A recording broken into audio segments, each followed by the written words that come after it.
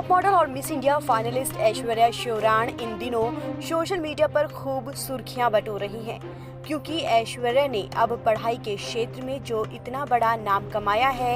UPSC CSE result में ऐश्वर्या ने 93 rank हासिल की है। साइंस की पढ़ाई करने वाली ऐश्वर्या ने अपनी इच्छा शक्ति के बल पर ये मुकाम हासिल किया है।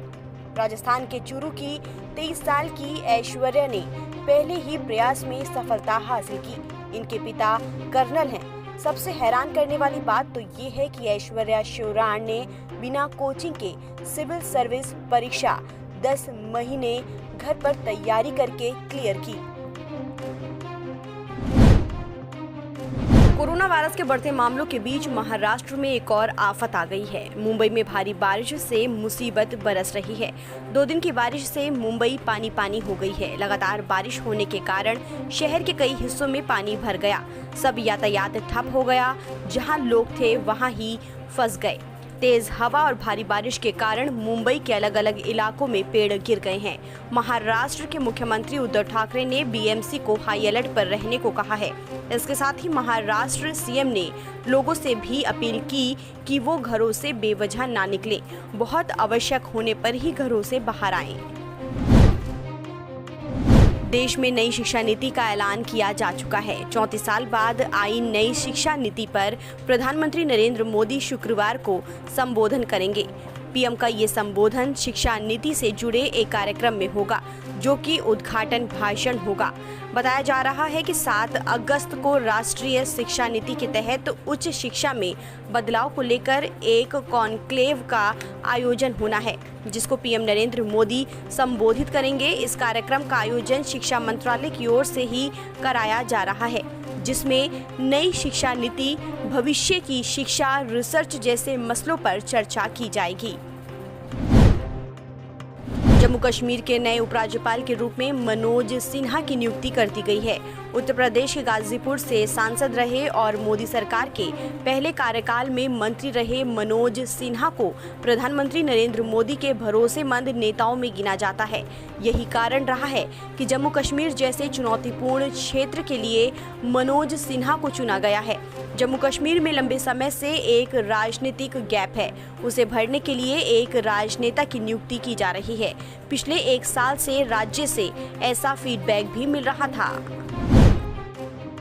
कांग्रेस के पूर्व अध्यक्ष राहुल गांधी ने पूछा है कि चीनी घुसपैठ पर प्रधानमंत्री नरेंद्र मोदी झूठ क्यों बोल रहे हैं। राहुल ने ये सवाल एक रिपोर्ट को शेयर करते हुए पूछा, जिसमें लिखा है कि रक्षा प्रतिष्ठान ने आधिकारिक तौर पर स्वीकार किया है कि चीनी सैनिकों ने मई में पूर्वी लद्दाख में भारतीय क्षेत्र में घुसपैठ की थी। रक्षा मंत्रालय की साइट पर अपलोड किए गए नए दस्तावेज में लिखा है कि चीनी पक्ष ने 17-18 मई को कुंगरांग नाला, गोगरा और पेंगोंग त्सो के उत्तरी किनारे के क्षेत्रों में अतिक्रमण किया है। बहुजन समाज पार्टी के 6 विधायकों के कांग्रेस में विलय के खिलाफ दायर याचिका पर राजस्थान हाई कोर्ट की डबल बेंच ने एकल पीठ को केस सौंप दिया है। एकल पीठ में 11 अगस्त की जो सुनवाई है, उसी में इसका निस्तारण किया जाएगा।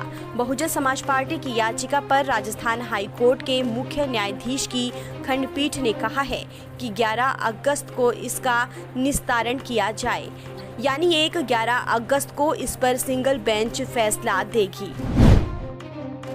गुजरात के अहमदाबाद में गुरुवार को एक कोरोना अस्पताल में आग लग गई।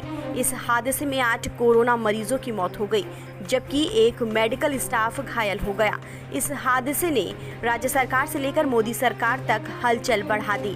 प्रधानमंत्री नरेंद्र मोदी ने खुद गुजरात के CM विजय रूपाणी से बात की है। प्रधानमंत्री नरेंद्र मोदी ने कहा कि अहमदाबाद के अस्पताल में आग लगने से दुखी हूं। शोकाकुल परिवारों के प्रति मेरी संवेदना, घायलों के जल्दी ठीक होने की कामना। बॉलीवुड एक्टर सुशांत सिंह राजपूत के आत्महत्या मामले में एक्ट्रेस रिया चक्रवर्ती की मुसीबतें बढ़ती हुई नजर आ रही हैं।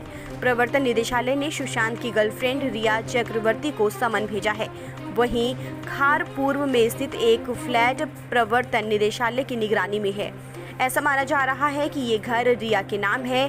रिया चक्रवर्ती को 7 अगस्त को अपना स्टेटमेंट रिकॉर्ड कराने के लिए बुलाया गया है। रिया के चार्टर्ड अकाउंटेंट रितेश शाह को बयान के लिए बुलाया गया है। इसके पहले ईडी ने सुशांत के सीए को बुलाकर 11 घंटे की पूछताछ की थी। आरबीआई की मौद्रिक नीति कमेटी की 3 दिवसीय बैठक के बाद गुरुवार को गवर्नर शशिकांत दास ने कई ऐलान किए। हालांकि रिजर्व बैंक ने नीतिगत दरों जैसे कि रेपो रेट या रिजर्व रेपो रेट में कोई बदलाव नहीं किया है, यानी रेपो रेट 4% और रिजर्व रेपो रेट 3.35% पर यथावत रहेगा। वहीं चेक पेमेंट में सुरक्षा बढ़ाने की बात की गई है। ईएमआई मोरेटोरियम पर अभी कोई ऐलान नहीं किया गया है। रिजर्व बैंक ने कहा है कि इस साल कोरोना की वजह से जीडीपी में ग्रोथ नेगेटिव रहेगी।